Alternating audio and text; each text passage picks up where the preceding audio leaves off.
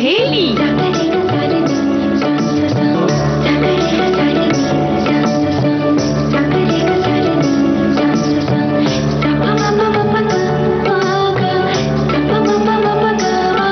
सखी सहेली।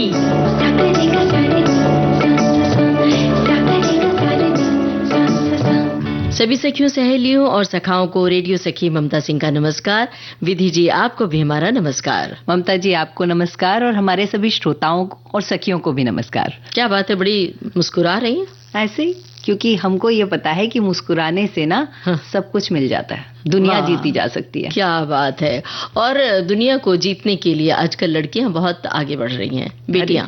अभी अभी हमने 4 मैच जीते हैं विश्व स्तर पे। क्यों नहीं आगे बढ़ रही हैं? बिल्कुल आगे बढ़ रही हैं। पहले हम ये कहा करते थे कि लड़कियां लड़कों के साथ कंधे से कंधा मिला के चल रही हैं, लेकिन अब जुमला बदल गया है।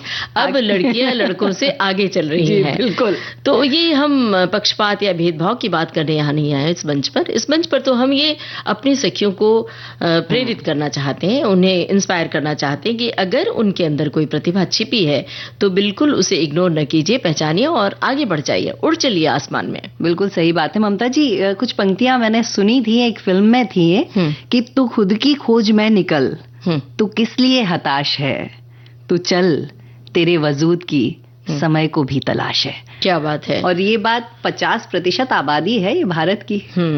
तो सेना में भी बेटियों की भागीदारी बढ़ रही है। और एक समय था जब सेना में भागीदारी के लिए सोच विचार होता था, लेकिन अब वो समय आ गया है। चाहे यहाँ तक कि फाइटर पायलट भी बन रही है महिलाएं, लड़कियां पायलट तो बन ही रही, फाइटर पायलट भी हर क्षेत्र में। जो सिनेमा घरों में हम देखते थे सिक्योरिटी गार्ड पुरुष ही होते हैं, बहुत सारे ऐसे जगह, पोस्ट ऑफिस, पोस्ट वुमेन नहीं मिलती थी, बाउंसर्स मिलती हैं आज की तारीख में। तो कुछ तो हम जेंडर बदल ही नहीं पाते हैं। जैसे पोस्टमैन लाया, तो जब लड़की आती है तो मैं कहती हूँ पोस्टमैन नहीं, पोस्ट वुमेन लाई है जी। तो वो अब जेंडर को भूल जाना पड़ेगा और जेंडर के भेदभाव से बाहर निकलना पड़ेगा, क्योंकि लड़कियां बाहर बहुत आगे बढ़ रही हैं। तो सेना में बेटियों की भागीदारी, हम जानना चाहते हैं कि हमारे श्रोताओं के क्या विचार है, वो क्या सोचते हैं, और उनके इर्द गिर्द कोई ऐसी लड़की है या वो अपनी बेटी को इस फील्ड में भेजना चाहते हैं तो अपने जज्बात, अपने बात लिखें। जरूर उन्हें बताना चाहिए, क्योंकि कई बार ऐसी बात होती है, क्योंकि ये बातें किसी को प्रोत्साहित भी कर सकती हैं उस ओर आगे बढ़ने के लिए। और बेटियों को आगे बढ़ाने के लिए खान पान और न्यूट्रिशन का बड़ा ध्यान रखना पड़ता है ना। जो कि वो नखरे करके खाती हैं। हाँ बस, और यही है, खान पान अगर शुरू से ध्यान दिया जाए तो बहुत अच्छा रहेगा। तो यही एक विषय और है कि हम क्या खिला रहे हैं, सही सच्ची चीजें, शुद्ध चीजें खिला रहे हैं या नहीं। तो खाद्य पदार्थों में मिलावट का भी तो चलन हो गया है, तो कहाँ से लाएंगे शुद्धता? थोड़ा सा ध्यान रख लेंगे तो हो जाएगा, कोई बड़ी बात नहीं है। थोड़ा थोड़ा ख्याल रखते जाइए तो खाद्य पदार्थों की मिलावट से भी बच जाएंगी ममता जी आप। और उसके बाद जब अच्छा खा लिया, देशभक्ति की बात कर ली, तो थोड़ा घूमना बनता है। तो चलिए चलते हैं, कहाँ ले चलेंगे? और जब देशभक्ति की बात है तो ऐसे स्थान पे चलते हैं ना देशभक्ति कूट कूट के भरी हो। केवड़िया चलते हैं केवड़िया। हमारे श्रोताओं को भी वहां जाना होगा निश्चित रूप से जी। और मुझे कुछ कहना है, ये जो हमारा सेगमेंट है इसके अंतर्गत आंसू को बह जाने दीजिए। ममता जी, एक डायलॉग सुना था फिल्म में, मर्द को दर्द नहीं होता। अरे होता है दर्द, कैसे नहीं होता, होता है दर्द, उस दर्द को बह जाने दीजिए। एक समय था जब विधि जी ये कहा जाता था कि अरे कैसा मर्द है जो चूड़ियां पहन के बैठा है, रो रहा है, लड़कियों जैसे रो रहे हो, लड़कियों जैसे रो रहे हो, ये जुमला था। लेकिन अभी वही हम बातें करें कि जेंडर के भेदभाव से अब बाहर निकल जाना चाहिए। मर्द हैं तो दर्द भी है उनके भीतर भी और जज्बात उनके भीतर भी होता है। तो आंसू को बह जाने दीजिए। और फिलहाल ये गाना हमारी बेटियों के लिए सुनते हैं।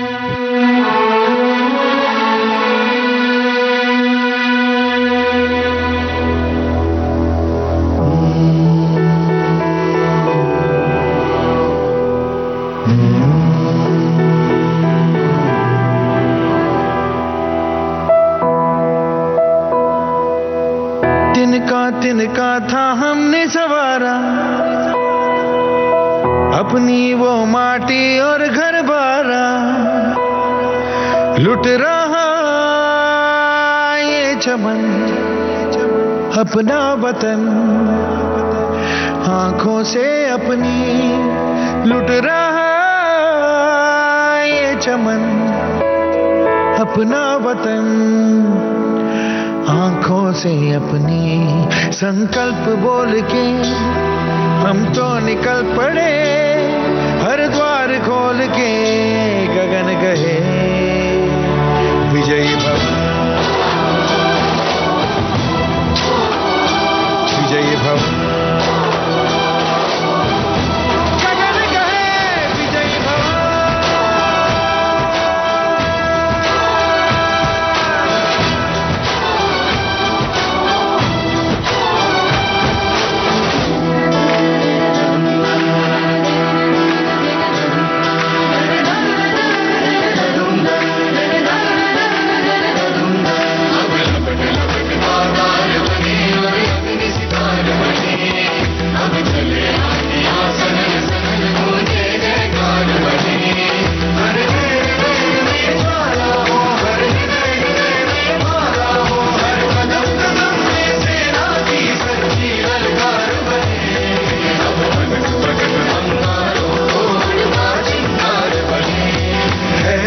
की सुरंग भटकी है रोशनी, है छटपटा रही रोशनी, गगन कहे विजयी भव।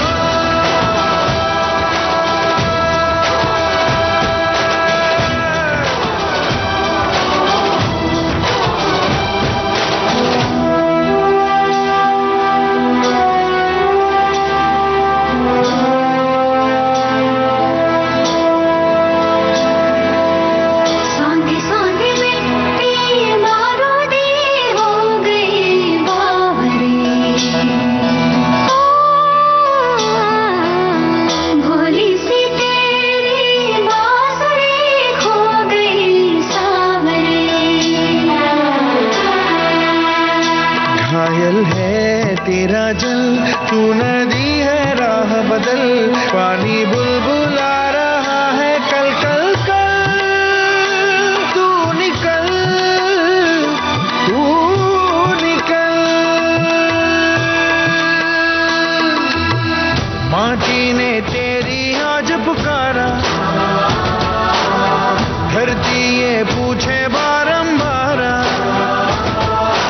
लुट रहा ये चमन तेरा वतन, आँखों से अपनी लुट रहा ये चमन तेरा वतन, आँखों से अपनी संकल्प बोल के हम तो निकल पड़े, हर द्वार खोल के गगन कहे विजयी भव।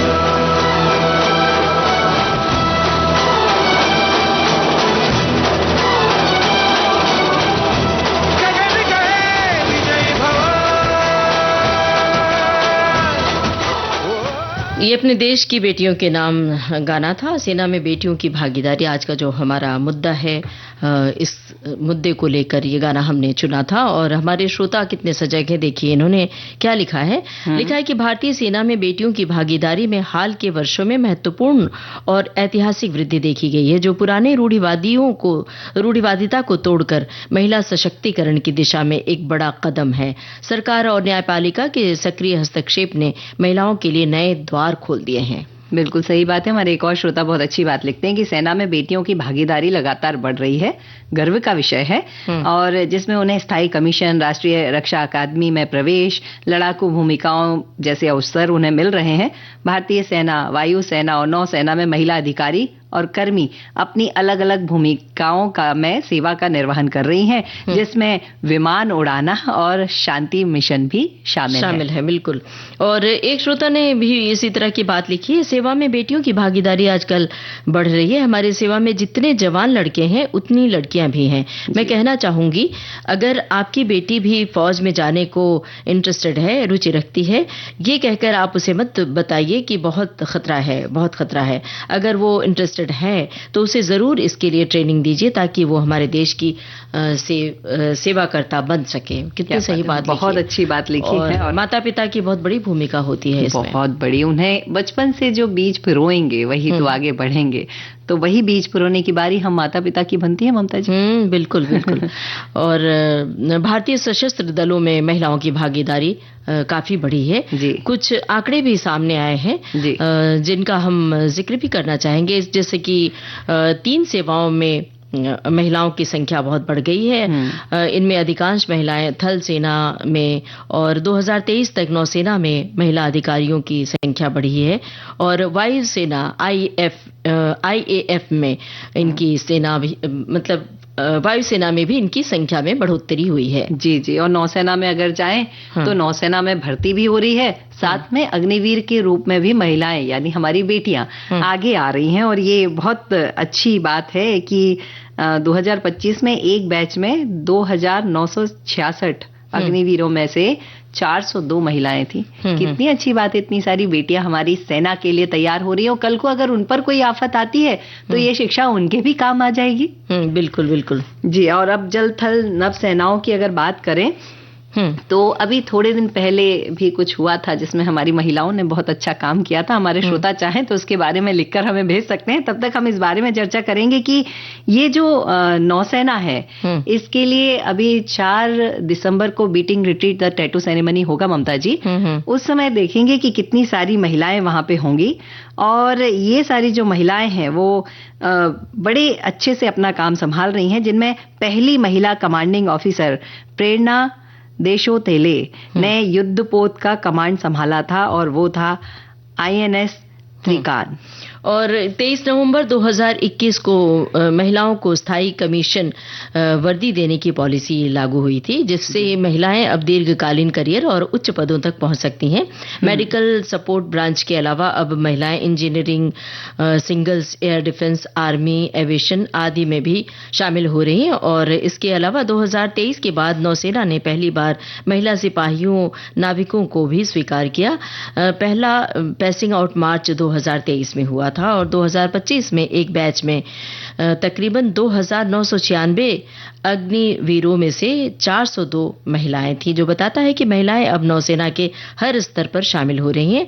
सबसे ऐतिहासिक पहली महिला कमांडर ऑफिसर प्रेरणा बनी, जिसका जिक्र आपने किया है, तो ये हम सब के लिए प्रेरणा की बात है। जी बिल्कुल। और अभी वो जो नौसेना का पॉलिसी नई जो बदल गई है वो बड़ी अच्छी बात कहती है, all branches open for women. सब ब्रांचेस में वुमेन आ सकती हैं। और अब जरा आसमान में उड़ने की बारी है, और कितनी प्यारी लगती है ना वो वर्दी में हमारी बेटियां। बिल्कुल बिल्कुल। एक फिल्म भी तो आई थी गुंजन सक्सेना जी, जिसमें पहली भारतीय महिला पायलट पर फिल्म बनी थी जी। हाँ, और उसमें माँ थोड़ी कमजोर पड़ती है लेकिन पिता उसे आगे बढ़ाते हैं, तो फिल्में भी पीछे नहीं है। और गुंजन सक्सेना वो पहली भारतीय महिला हेलीकॉप्टर पायलट थी जिन्होंने लड़ाई के जोन में उड़ान भरी, और 1999 के करगिल वार के दौरान उन्होंने घायलों को निकाला, वाहन और आपूर्ति पहुंचाई। और इसके अलावा जो बटालियन थी जो बहुत ही कठिन इलाकों में थे, उन इलाकों में ऑपरेशन का हिस्सा उन्होंने लिया, और उन्होंने 900 से ज्यादा घायल या शहीद हुए सैनिकों को सुरक्षित जगहों पर पहुंचाने में भी अपनी अहम भूमिका निभाई। और उनका साहस और समर्पण ये दिखाता है कि यदि हौसला हो तो बेटियां युद्ध क्षेत्र में हौसला दिखा सकती हैं। बिल्कुल सही बात है। और गुंजन सक्सेना को उनकी जो मेहनत उन्होंने की होगी उसे हम प्रणाम करते हैं, क्योंकि वो पहली थी, यानी उनके साथ सारे पुरुष थे, और उस युद्ध को भी उन्होंने जीता ही होगा। अब इसके बाद एक किरण शेखावत जी की बात आती है जो हमारे लिए वीरगति को प्राप्त हो गई, हमारी रक्षा के लिए वीरगति को प्राप्त हो गई। पहले हम कहते थे कि मेरे भाई रक्षा करने के लिए खड़े हैं, आज मेरी बहनें भी मेरी रक्षा करने के लिए खड़ी हैं। बिल्कुल। अब एक गाना सुनते हैं, फिर और बात करते हैं।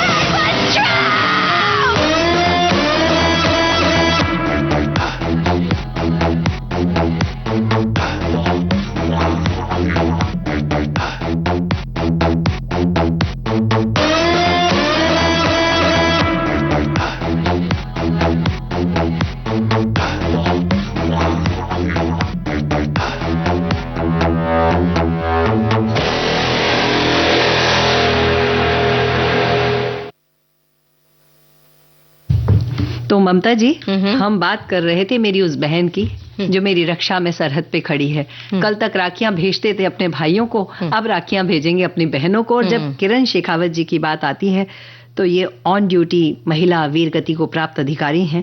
24 मार्च 2015 की रात एक निगरानी विमान, डॉर्नियर विमान जो था, उसे लेकर ये जा रही थी देश की रक्षा के लिए, और वो क्रैश हो गया। और हमने उनकी शहादत को, उनकी वीरता को बहुत प्रणाम किया है और जीवन भर प्रणाम करेंगे, क्योंकि एक महिला का जीवन देना बहुत बड़ी बात होती है। हम सब की रक्षा के लिए उन्होंने ये शहादत दी थी। इसके अलावा साधना सक्सेना नायर 2024 में ये बनी महिला अधिकारी जो डायरेक्टर जनरल मेडिकल सर्विस की जिम्मेदारी जिन्होंने संभाली। ये भारतीय सेना में महिलाओं के ऊंचे पदों पर पहुंचने की मिसाल है। इसके माने ये है कि चाहे कमांडिंग हो या मेडिकल ब्रांच हो, महिलाएं अब नेतृत्व कर रही हैं और ये बदलाव समाज और सैन्य व्यवस्था दोनों के लिए ही हितकारी है और महत्वपूर्ण भी है। और ऑपरेशन सिंदूर मई 2025 में जो आतंकवादी हमले के जवाब में किए गए संयुक्त सैन्य अभियान में महिलाओं का महत्वपूर्ण और सक्रिय योगदान रहा है। कुछ इसी तरह की बात हमारे एक श्रोता ने भी लिखी है। देखते हैं कि इन्होंने क्या लिखी है बात। इन्होंने लिखा है कि ऑपरेशन सिंदूर में योगदान देने वाली 2 महिला सेना अधिकारी कर्नल सोफिया कुरैशी वो भारतीय सेना की अधिकारी हैं और विंग कमांडर व्योमिका सिंह वो भारतीय वायुसेना की एक कुशल हेलीकॉप्टर पायलट हैं। ऐसा हमारे रक्षा मंत्री ने भी उस समय स्पष्ट किया था कि केवल ये 2 महिलाएं नहीं, ना सिर्फ सैनिक बल्कि महिलाएं, पायलट, सैनिक आदि सभी ने महत्वपूर्ण भूमिका निभाई। यानी इन 2 महिलाओं के अलावा भी पीछे बहुत सारी महिलाएं थी जो इतना बड़ा युद्ध हमारे लिए लड़ रही थी। बिल्कुल। और विशेष रूप से 2 महिला कर्नल ने एयर डिफेंस यूनिट्स का नेतृत्व किया जिन्होंने दुश्मन के मिसाइल और ड्रोन हमलों को सफलतापूर्वक रोका था। और ये घटना एक संदेश है कि महिलाएं अब केवल सहायक और परिबद्ध सेवा में नहीं है बल्कि युद्ध क्षेत्र में निर्णायक भूमिका निभा रही हैं। हमारी एक श्रोता लिखती हैं कि पौराणिक कथाओं, भारतीय इतिहास गवाह रहा है कि भारतीय महिलाओं ने बढ़ चढ़कर संचालन में भाग लिया है। भारतीय सामाजिक संरचना, लैंगिक मतभेद, कुछ इसमें बाढ़ आई रही, पर आज इन सभी पूर्वाग्रह को पहचानते हुए लड़कियों ने हर जगह, सेना, अंतरिक्ष, प्रत्येक जगह पर अपना परचम लहरा रही हैं। और ऑपरेशन सिंदूर का कमाल इन महिलाओं के हाथ में सारी दुनिया ने देखा है। हमें गर्व है अपनी महिला सैन्य बल पर। तो बिल्कुल। तो अब क्या और श्रोता कुछ लिख रहे हैं, अब बताना चाहेंगे या फिर हमारे श्रोताओं से बस हम कहना चाहते हैं अब एक बात कि अपने अपने घर की बेटियों को जज्बा बनाएं, उन्हें आत्मविश्वास दें, उन्हें आगे बढ़ने की प्रेरणा दें और उन्हें बताएं कि राजनीतिक, सैन्य, शैक्षणिक संस्थाओं में के अलावा देश की चौकियों पर भी तुम्हारी जरूरत है। बिल्कुल। तो हमारी बेटियां चाहे सिपाही हो, अधिकारी हो, पायलट हो, समान अवसर पाकर साबित कर सकती हैं कि राष्ट्र सेवा में जेंडर की, लिंग की कोई दीवार नहीं होती है। और ये बात हम पहले भी कह चुके हैं कि अब जेंडर वाली बात से आगे निकले। अगर लड़कियों को भी कामयाबी का मौका मिलना चाहिए, उनके सपनों को भी उड़ान, पंख देना चाहिए। तो ममता जी, हम दोनों एक बार उन सब महिलाओं को, महिला सैनिकों को और पुरुष सैनिकों को, सबको सलाम करते हैं।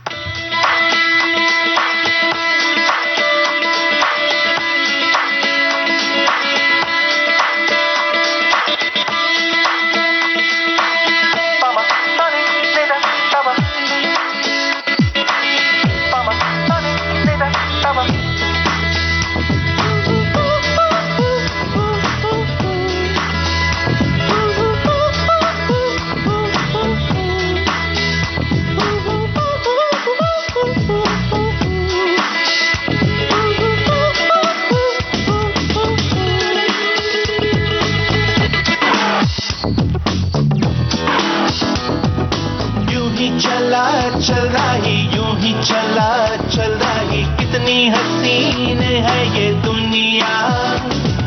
फूल सारे झमेले, देख फूलों के मेले, बड़ी रंगीन है ये दुनिया। रुम दुम दाना रत दुम दाना, रुम दुम दाना रत दुम दाना, रुम दुम दाना रत दुम दाना भैया।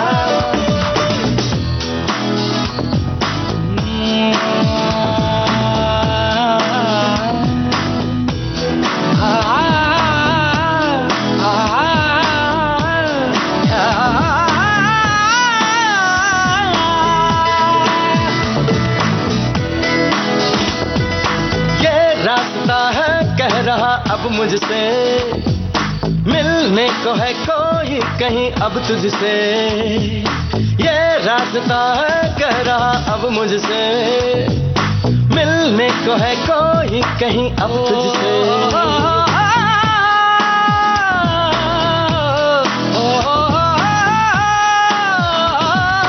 दिल को है क्यों ये बेताबी, किससे मुलाकात होनी है, जिसका कब से अरमा था शायद वही बात होनी है। यूं ही चला चल राही, यूं ही चला चल राही, जीवन गाड़ी है समय पहिया। आंसू की नदियां भी हैं, खुशियों की बगियां भी हैं, रास्ता सब तेरा तक है भैया। यूं ही चला चल रही, यूं ही चला चल रही, कितनी हसीन है ये दुनिया। फूल सारे झमेले देख फूलों के मेले, बड़ी रंगीन है ये दुनिया।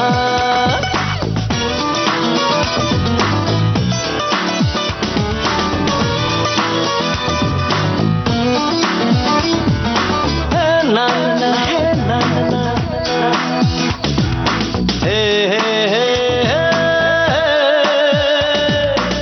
देखो जिधर भी इन राहों में, रंग पिघलते हैं निगाहों में। ठंडी हवा है ठंडी छाँव है, दूर वो जाने किसका गाँव है। बादल ये कैसा छाया, दिल ये कहाँ ले आया, सपना ये क्या दिखलाया है मुझको।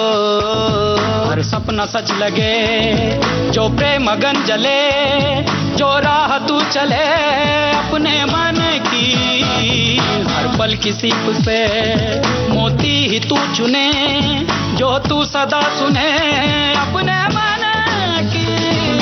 यूं ही चला चल रही, यूं ही चला चल रही, कितनी हसीन है ये दुनिया। फूल सारे झमेले देख फूलों के मेले, बड़ी रंगीन है ये दुनिया।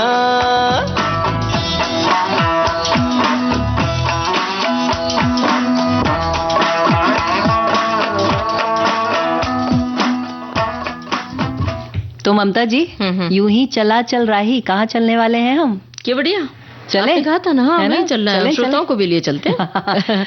ये नर्मदा नदी जो उल्टी बहती है, मतलब सारी नदियां पूरब से पश्चिम, ये पश्चिम से पूरब की ओर बह रही हैं, और इनकी हवा में ही कहते हैं लोग की पुण्य रहता है। और ये नदी पहुंचती है गुजरात के प्रदेशों में, और जब गुजरात पहुंचती हैं तो पहुंच जाती हैं केवड़िया, जिसका नाम है अब रख दिया गया है एकता नगर, यानी एकता संगठन की स्थायी स्वरूप के रूप में से हम जानते हैं। यहाँ प्राकृतिक सौंदर्य है, आधुनिक वास्तुकला है, सांस्कृतिक विविधता है, और सबसे बड़ी बात स्टैच्यू ऑफ यूनिटी यहाँ पर बन गई है, और जिसके कारण पर्यटन का बड़ा विकास हुआ है। ये केवड़िया का हृदय माना जाता है। ये दुनिया की सबसे ऊंची मूर्ति भी है, ऊंचाई 182 मीटर है, और इसे लौह पुरुष सरदार वल्लभ भाई पटेल को समर्पित किया गया है। इसका उद्घाटन 31 अक्टूबर 2018 को किया गया था, अगर आपको याद हो तो।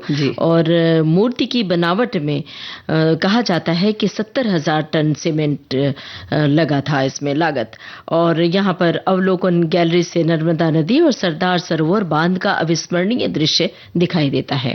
और जब हम ऊपर रहते हैं ना ममता जी, तो आनंद अलग ही आता है। और आज हरिवंश राय जी का बच्चन जी का जन्मदिवस भी है, तो उन्होंने सरदार पटेल के लिए कुछ कहा था, वो मैं साझा करना चाहती हूँ कि यही प्रसिद्ध लोह का पुरुष बल, यही प्रसिद्ध शक्ति की शिला अटल, हिला इसे सका कभी ना शत्रुदल। पटेल पर स्वदेश को गुमान है, पटेल देश का निगाहबान है, सदा कठोर नग्न सत्य बोलता, पटेल हिंद की निडर जबान है। क्या बात है। और बात आपने हरिवंश राय बच्चन की छेड़ दी है। अब तो आपका कलाकार जाग गया। डॉक्टर हरिवंश राय बच्चन की कितनी सारी कविताएं हैं जो हमारे जीवन से जुड़ती हैं, और कितनी सारी कविताएं हैं जो विविध भारती के संग्रहालय में संग्रहित हैं, और कितनी सारी कविताएं हैं जो गेय पदों में उनकी संग्रहित है अपने पास है। और जब विविध भारती का एक प्रोग्राम हुआ करता था चित्रशाला, उसमें हम अक्सर ये सुनवाया करते थे, और एक प्रोग्राम होता था एक बार फिर जिसमें कि हरिवंश राय बच्चन की आवाज में कविता हम सुनाया करते थे। उसमें से एक कविता थी सोन मछली, और वो बहुत अच्छी लगती थी लोगों को। वो कुछ इस तरह से है, अगर दो चार पंक्तियां याद आ गई। जाओ लाओ पिया नदिया से सोन मछली, जाओ लाओ पिया नदिया से सोन मछली, पिया सोन मछली, पिया सोन मछली। जाओ लाओ पिया नदिया से सोन मछली, जिसकी है नीलम की आंखें, हीरे पन्ने की है आंखें, वो मुख से उगलती है मोती की लड़ी, पिया मोती की लड़ी, पिया मोती की लड़ी। जाओ लाओ पिया नदिया से सोन मछली।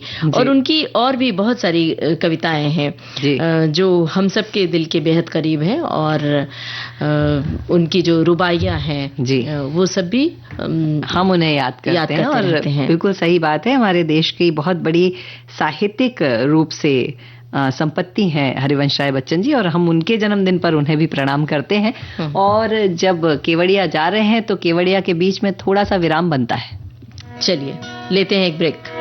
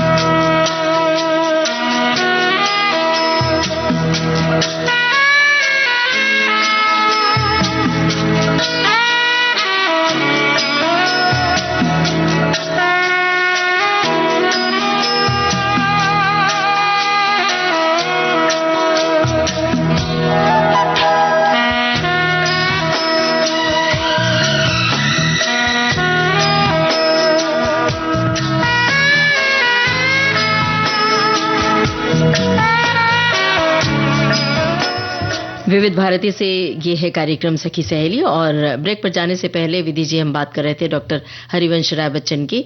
तो एक बात और अपने श्रोताओं को बताएं, वैसे बहुत सारे श्रोता जानते भी सुनते भी। मधुशाला मन्ना डे के स्वर में अपने लाइब्रेरी में विविध भारती के संग्रहालय में संग्रहित है, जो समय समय पर हम रंग तरंग कार्यक्रम में बीच बीच में सुनवाया भी करते हैं, और श्रोता जिसे पसंद भी करते हैं। तो बहरहाल हम आते हैं अपने विषय पर। हम केवड़िया जा रहे थे, हम कहीं और घूमने चले गए थे। तो नहीं, तो रास्ते में तो बहुत सारी बातें होती हैं, तो उस सफर के दौरान हम ये बातें हमारी हो गई। तो अब बताइए कहाँ, कौन सी जगह वहां पर खास है केवड़िया में? चलिए सरदार सरोवर डैम की तरफ चलते हैं। भारत के सबसे बड़े बांधों में से ये एक है, और नर्मदा नदी के ऊपर जब इसका विस्तार देखते हैं ना ममता जी, आनंद आ जाता है। इसे डैम ओपन व्यू के हिसाब से जब ये जो बारिश का मौसम आता है ना, तो वैली ऑफ फ्लावर्स एक तरफ दिखाई दे रहा है, एक तरफ नदी दिखाई दे रहा है, बहुत खूबसूरत लगता है। और उसके बाद जंगल सफारी जा सकते हैं, चिड़ियाघर जा सकते हैं। 375 एकड़ में फैला है ये, और यहाँ पर सारे जानवर हैं, सभी हैं, और बड़ा आनंद आता है उनको देखकर भी। शेर है, बाघ है, जेब्रा है, जिराफ है, काला हिरण और धौल, कितने सारे जानवरों के नाम हम गिनाए। एक्वेरियम भी वहां पर है, तो आनंद ले सकते हो। तो इन सब का आनंद ले सकते हैं। और वैली ऑफ फ्लावर्स भी है वहां पर, है ना? इसमें घूमने के लिए ममता जी गाड़ी में घूमना पड़ता है, पैदल पैदल थक जाते हैं। ये इतनी बड़ी सुंदर है। ये बात आपने अच्छी बता दी, ताकि हमारे श्रोता अगर जाते हैं तो बाहर मिल जाती है, बाहर ही खड़े रहते हैं आप। और नर्मदा नदी और क्रूज, स्टैचू ऑफ यूनिटी के सामने से एकता क्रूज सेवा चलती है। रात में क्रूज पर चलने वाला लाइट शो बहुत ही आकर्षक लगता है। नदी के शांत जल पर क्रूज की सैर पर्यटकों के लिए बड़ा ही अनोखा अनुभव होता होगा कि मध्यम एकदम क्रूज पर बैठे हैं, आप चल रही है और पानी हौले हौले पानी आगे बढ़ रहा है, तो ये दृश्य बड़ा लुभावना होता है। ममता जी, स्टैच्यू के ऊपर जो कहानी और लाइट इफेक्ट्स होते हैं ना, वो देखने का भी अपना बड़ा आनंद होता है। और इसके बाद में अब हम आगे बढ़े तो वहां पर एकता नर्सरी है, जहां पर बोनसाई यानी छोटे पौधे, औषधीय पौधे और दुर्लभ वनस्पतियों को संग्रहित करके रखा गया है। और इसके साथ चिल्ड्रन न्यूट्रिशन पार्क है, जहां पर टॉय ट्रेन है जिसमें बैठने में सबको मजा आता है, डिजिटल गेम्स है और पोषण से जुड़ी कई सारे कंसेप्ट वहां पर दिए गए कि बच्चों को क्या खिलाएं क्या ना खिलाएं, ऐसा। और एकता मॉल है, स्थानीय बाजार है यहाँ पर। यहाँ सभी राज्यों की बहुत सारी हस्तकला है, टेक्सटाइल, हैंडलूम, पारंपरिक उत्पाद वगैरह भी मिलते हैं। ये खरीदारी के लिए उत्कृष्ट केंद्र है। वैसे जब कहीं बाहर जाते हैं तो महिलाएं तो किसी भी जगह पर खरीदारी से चूकती नहीं। ममता जी, उसका कारण है हम हर जगह की याद अपने पास रखते हैं इसलिए हम खरीदारी कर लेते हैं। लेकिन अब तो मोबाइल का जमाना है, तस्वीरों में भी यादें रहती हैं। नहीं ममता जी, तस्वीरें रहती नहीं ममता जी, हम असल पे विश्वास करते खरीदारी करते समय। और एक वो विश्ववन नहीं गए हम अभी, जहां पर 6 महाद्वीपों की विशेष वनस्पतियों को सुरक्षित किया गया है। और यहाँ पहुंचे कैसे, ये भी बता देते हैं कि railway station Ekta Nagar railway station है, भारत का पहला ग्रीन बिल्डिंग स्टेशन कहलाता है। और हवाई अड्डा जो है वडोदरा एयरपोर्ट। और सड़क मार्ग से गुजरात के हर जगह से बड़ी अच्छी सड़क सुविधा है, तो आप आराम से आ सकते हैं। और केवड़िया में प्रकृति है, प्रौद्योगिकी है, संस्कृति है और राष्ट्रभक्ति है, सब कुछ एक साथ देखने मिलता है। तो जरूर चलिए केवड़िया, ताकि हम ये कह सकें जग घूम के आए और ऐसा पर्यटन स्थल कहीं नहीं। क्या बात है, इस गाने में यही बात कह रही है। जी जी।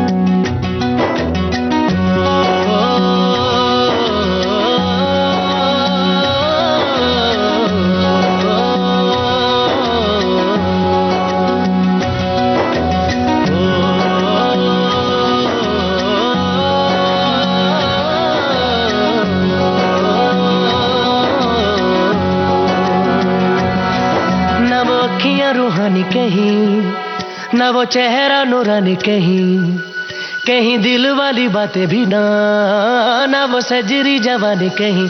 जग घूमे थारे जैसा ना कोई, जग घूमे थारे जैसा ना कोई। न तो हंसना रुमानी कहीं, न तो खुशबू सुहानी कहीं, न वो रंगली यादें देखी, न वो प्यारी सी नादानी कहीं। जैसी तू है वैसी रहना, जग घूमे थारे जैसा ना कोई, जग घूमे थारे जैसा ना कोई, जग घूमे थारे जैसा ना कोई, जग घूमे थारे जैसा ना कोई।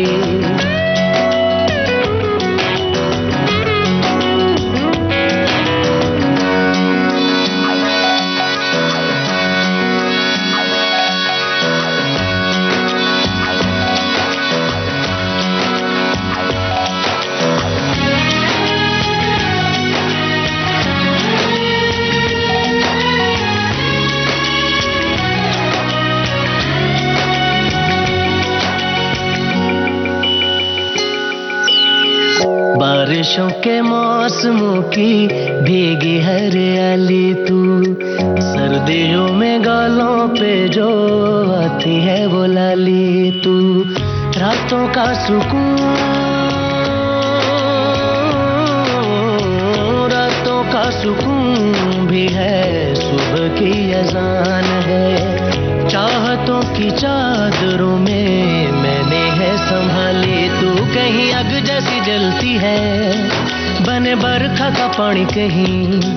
कभी मन जाना चुपके से, यूं ही अपनी चलानी कहीं। जैसी तू है वैसी रहना, जग घूमे थारे जैसा ना कोई, जग घूमे थारे जैसा ना कोई।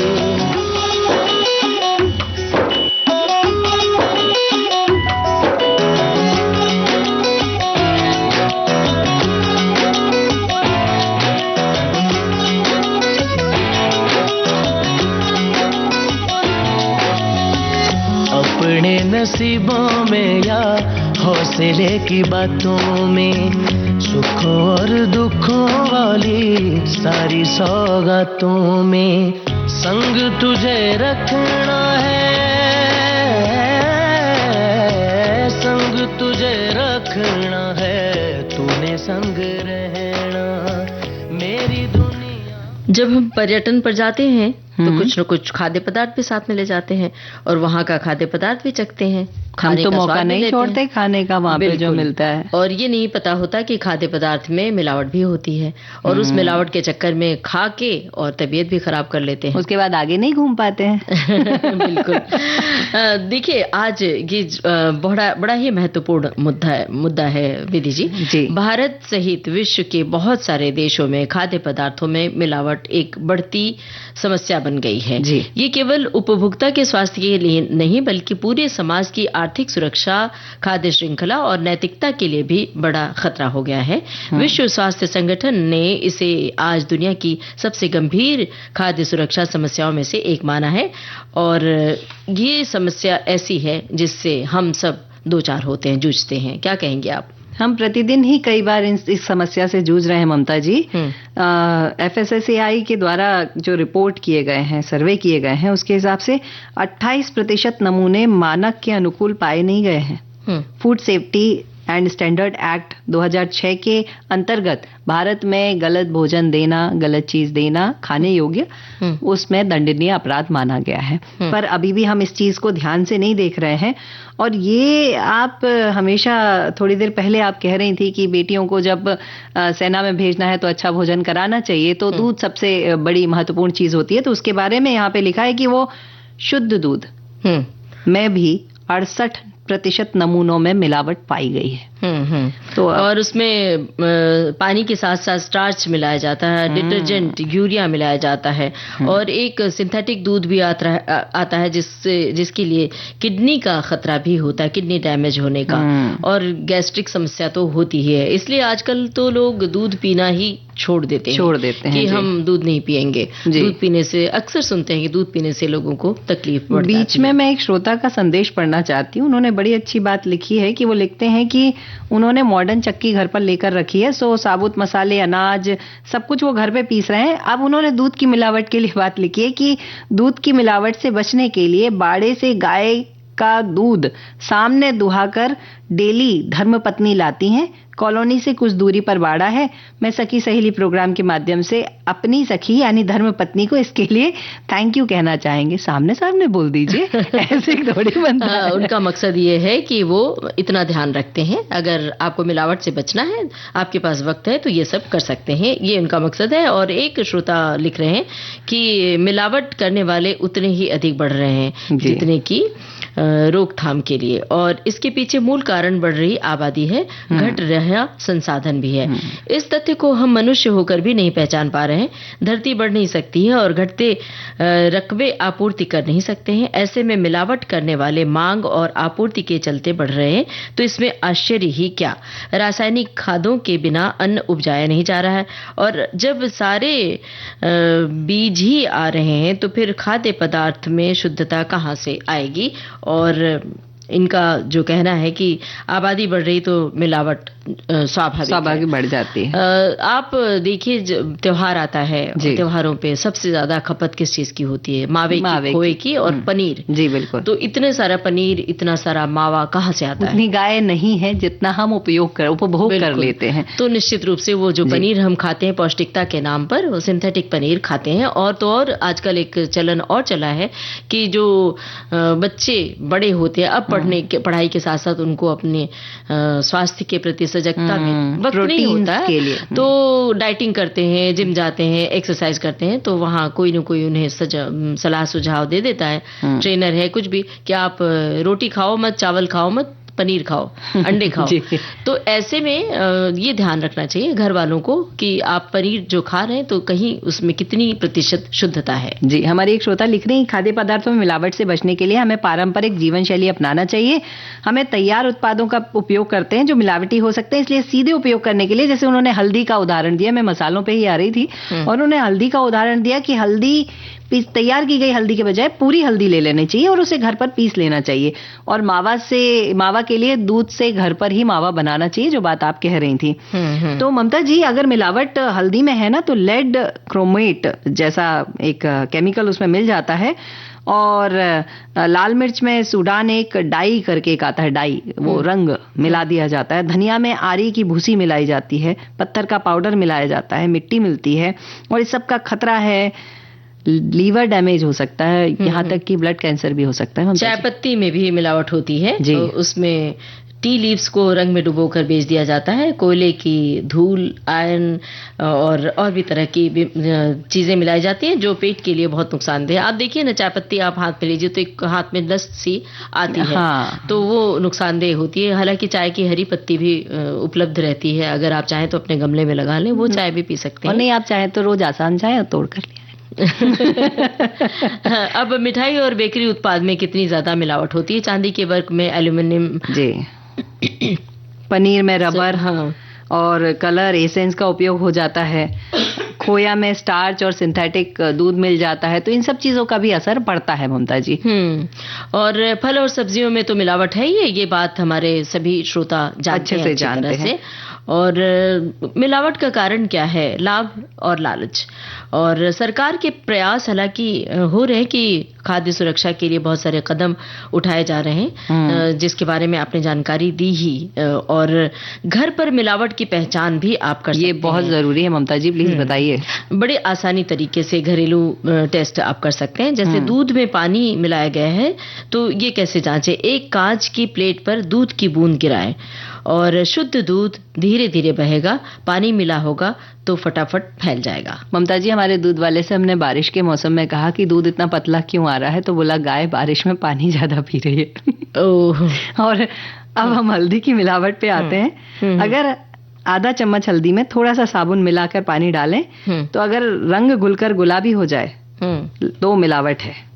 और दाल में अगर है तो कंकड़ पत्थर तो हमको वैसे ही दिख जाते हैं, लेकिन दाल को अगर हाथ में लिखकर घिसोगे तो अगर हाथ पीले हो गए, शादी वाले नहीं, रंग वाले, तो अगर हाथ पीले हो गए मतलब वहां पर कुछ ना कुछ मिलावट है।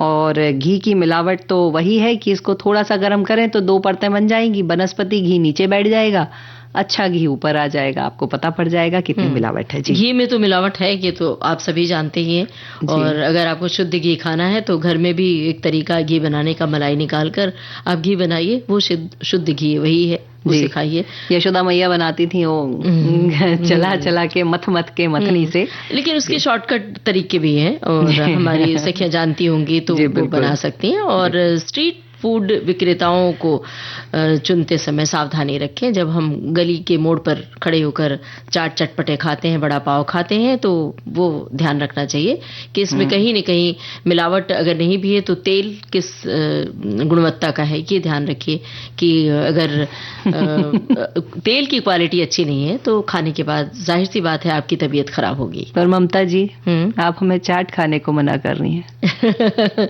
जरूर खाइए चाट, अभी पहले तो 4 बजने दीजिए। सखियां सहेलियां अभी इंतजार कर रही हैं हमारे गाने का कि हम कौन सा गाना सुनवाने वाले हैं। और जरा बच्चों के लिए भी बता दीजिए क्या चीज नुकसानदेह है। बिल्कुल, उनको प्रयास करिए कि उनके ऊपर जो उनको मिठाइयां दें उसमें पैक्ड स्नैक्स कम दें, या फिर उसके ऊपर वर्क लगा हुआ जो आता है उसका कोई भरोसा नहीं है, उसकी कोई जांच नहीं कर सकते, तो उसको ना दे तो अच्छा, बिना वर्क वाली मिठाई खाएं तो अच्छा है।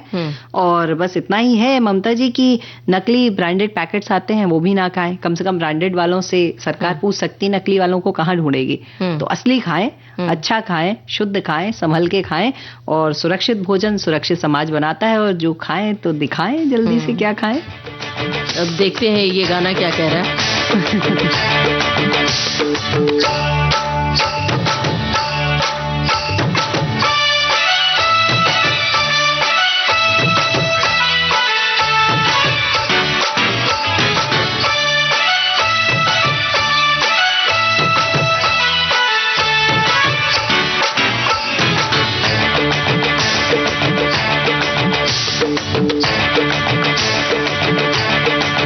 मैं तो रास्ते से जा रहा था, मैं तो भेलपुरी खा रहा था, मैं तो लड़की घुमा रहा था।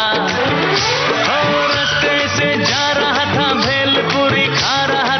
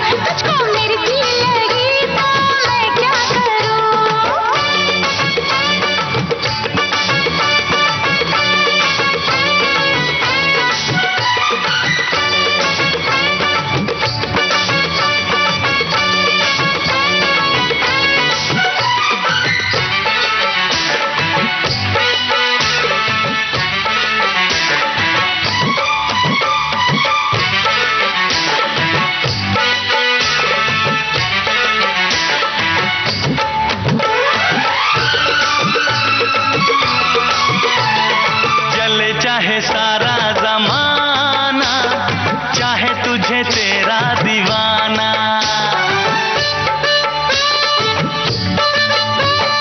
जले चाहे सारा जमाना, चाहे तुझे तेरा दीवाना। संग तेरे मैं भाग जाऊं, नजर किसी को भी ना आऊं। लोग दिल वालों से यार जलते हैं, कैसे बताऊं क्या क्या चाल चलते हैं।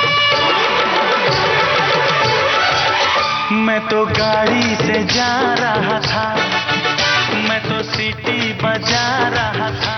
अब ऐसे खाने वाले कि मैं तो रास्ते से जा रहा था, भेलपुरी खा रहा था, मुझे मिर्ची लगी तो मैं क्या करूं। मिर्ची लगती है तो आंखों में आंसू आ जाते हैं। और अगर मैं आपसे विधि जी कहूं कि मुझे तो रोना आ गया, मैं तो आज बहुत रो रही थी, तो आप घबरा जाएंगी और कहेंगी कि क्या हो गया, क्यों रोई। अरे शांत रहो शांत रहो, हम रोने वाले को शांत चुप कराते हैं। लेकिन आंसू को बह जाने देना चाहिए। और जीवन की भागदौड़ में हम अक्सर ही एक भूल बार बार कर लेते हैं। हम अपने दर्द को दबा देते हैं, छुपा लेते हैं, अपने आंसुओं को रोक लेते हैं।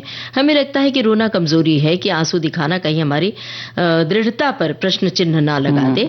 पर यह सच है कि आंसू बहना मन का भार हल्का कर देना है। और स्वाभाविक रूप से जो इमोशंस होते हैं वो आंसुओं के जरिए निकल जाते हैं। इसलिए कहा जाता है कि जब कोई बड़ी विपत्ति आती है, बड़ा दुख आता है, तो बड़े बड़े बुजुर्ग कहते हैं कि जाने तो इसको रो लेने दो, रो के दिल हल्का कर लेने दो जी। और वो कह देते हैं उसे थोड़ी देर छोड़ दो अकेले, जब हो जाएगा तो ठीक है। हालांकि रोना कमजोरी है ऐसा हमारी समाज में दिखाया गया है। और वहां पे ऐसा बोला है कि मजबूत लोग कभी नहीं रोते, जो हम शुरुआत में बात कर रहे थे जिसके बारे में। लेकिन जिस क्षण हम रोते हैं ना, तो भीतर की जमी हुई सारी गांठें, सारी परतें खुल जाती हैं। और कई बार तो ममता जी रोने के बाद कितना हल्का लगने लगता है ना, ऐसा लगता है कि बहुत सारा कुछ था गुबार जो बाहर निकल गया। और भावनाएं भी बह जाती हैं बिल्कुल पानी की तरह।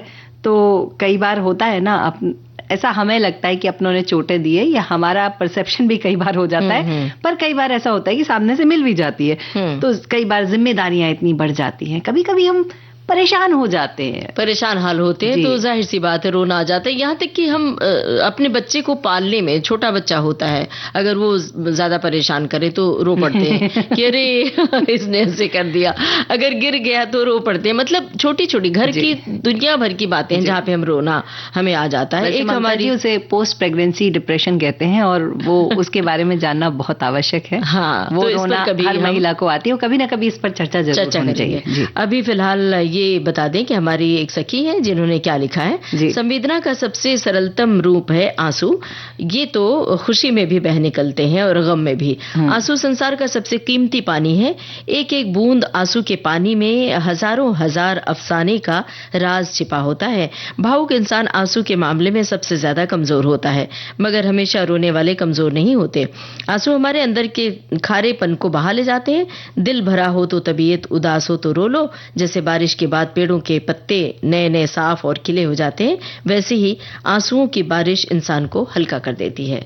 ममता जी, हमारी एक और श्रोता बहुत अच्छा कितना अच्छा लिखते हैं, लेकिन हमारे श्रोता बड़े बड़े लेखक हैं, मुझे ऐसा लगता है। और बहुत अच्छा लिखा है कि आंसुओं को बह जाने दें।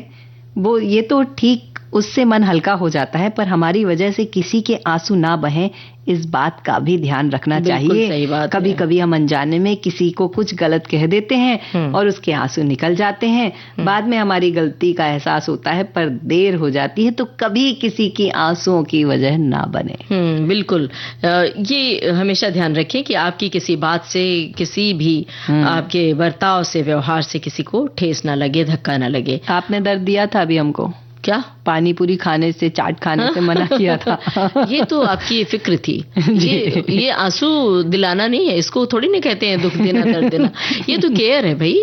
अगर ये वैसी है, ये तो आपने वैसी कहा कि जैसे हम अपने बच्चों को कहते हैं कि तुम ये मत खाओ और ऐसे गलत चीजें, बाहर फास्ट फूड मत खाओ, तो वो बुरा मान के रोने लगते हैं कि नहीं नहीं हमें तो ये खाना है, जिद करते हैं। तो गलत बातों के लिए जब जिद करते हैं तो वो रोने लगते हैं। ये तो वही बात हो गई। तो बहरहाल चाट खिलाने ले चलते हैं, लेकिन 4 बजे के बाद। फिलहाल अपने मुद्दे पर आ जाते हैं। जी ममता। जैसे मनुष्य पानी की तरह है, बहता रहे तो निर्मल, रुक जाए तो वो मतलब सड़ने लगता है। हम अपने भीतर बहुत कुछ जमा कर लेते हैं, अपनों की चोटें, दुनिया की उम्मीदें, रिश्तों की जिम्मेदारियां और कभी कभी अपनी ही गलतियों का बोझ भी अपने भीतर इकट्ठा कर लेते हैं। इसलिए भी हम परेशान होते हैं, आंसू निकल आते हैं।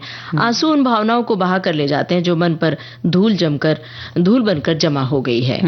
और ममता जी, आंसू जो है ना, वो दर्द स्वीकारना ही उपचार की पहली सीढ़ी है। अगर कोई मनोवैज्ञानिक हमें सुन रहा होगा तो इस बात को वो स्वीकार अवश्य करेंगे कि कोई भी घाव ठीक करने से पहले उसे स्वीकार कर लेना चाहिए। और रोना स्वीकार करने का प्रतीक है। हाँ, मुझे दर्द हुआ है, हाँ मैं टूट गया हूं, हाँ मुझसे अकेले नहीं संभल रहा। इनकार से सुकून नहीं मिलता, पर स्वीकार से रास्ता खुल जाता है। और शायद कोई है जो हमारा साथ दे देता है इन सब बातों में। बिल्कुल। और ये कहा जाता है कि आंसू के बाद, रोने के बाद हम बेहतर सोच पाते हैं, जरूरी निर्णय ले पाते हैं, खुद को थोड़ा सा और समझ पाते हैं, जैसे कोई भारी बोझ हमारे सिर से उतर गया हो। जीवन में कभी कभी कठिन फल आएंगे, लोग समझेंगे या ना समझेंगे, पर खुद से इतनी कठोरता न करें कि अपने ही आंसू को रोक लें। कभी कभी सिर झुकाकर हथेलियों पर, आंखों पर रखकर बस चुपचाप रो लेने देना चाहिए। बिल्कुल ममता जी। और रोने से आपके मन की भावनाएं तो जरूर निकल जाती हैं, साथ ही आप सामने वाले को अपनी मनस्थिति से भी बता सकते हैं कि भाई मेरी मनस्थिति ये चल रही है, थोड़ा सा टच मी नॉट रहो, हम अभी फिर से रो देंगे और फिर तुमको मनाने में समय लगेगा। हम स्त्रियां तो रो लेती हैं, पर कभी कभी हमारे जो श्रोता भाई हैं वो नहीं रोते। वो ये कहा जाता है, लेकिन आज जो जमाना है उसमें स्त्री पुरुष सभी इमोशनल होते हैं, रोते हैं। तो वो जमाना अब नहीं है कि ये कहा जाएगा कि अगर रोए तो अरे क्या है लड़कियों की तरह रो रहे हो। ये नहीं होता है। हालांकि प्रतिशत अभी भी कम है, लड़कियां ज्यादा रोती हैं, बात बात पे रोती हैं। ये कहा जाता है कि इनकी तो आंखों में आंसू भरे ही रहते हैं। मेरा भाई कहता है तुम्हारी आंखों में सटक लगी है। अब बात आंसुओं की यहीं पे विराम देते हैं, आंसुओं की बात पर, और एक गाना सुनते हैं। जी ममता जी, स्वागत है उस गीत का। आंसू मेरे दिल की जुबान है, ये आंसू मेरे दिल की जुबान है। मैं रोऊं तो रो दे आंसू, मैं हंस दूं तो हंस दे आंसू, ये आंसू मेरे दिल की जुबान है, ये आंसू मेरे दिल की जुबान है।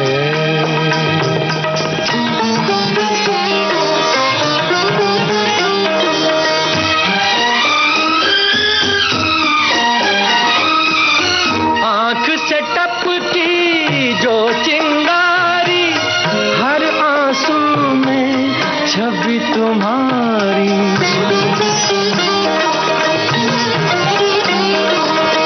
आंख से टपकी जो चिंगारी, हर आंसू में छवि तुम्हारी। चीर के मेरे दिल को देखो, बहते लहू में प्रीत तुम्हारी।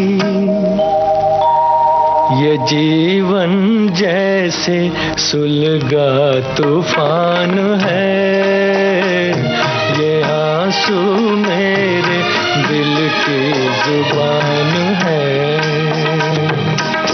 मैं रोऊं तो रो दे आंसू, मैं हंस दूं तो हंस दे आंसू, ये आंसू मेरे दिल की जुबान है, ये आंसू मेरे दिल की जुबान है।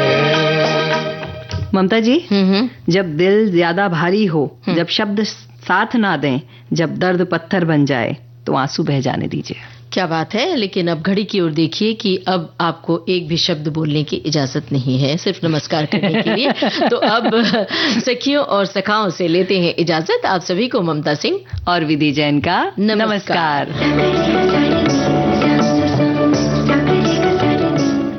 सखी सहेली कार्यक्रम की प्रोड्यूसर अनुश्री पाठक। सखी सहेली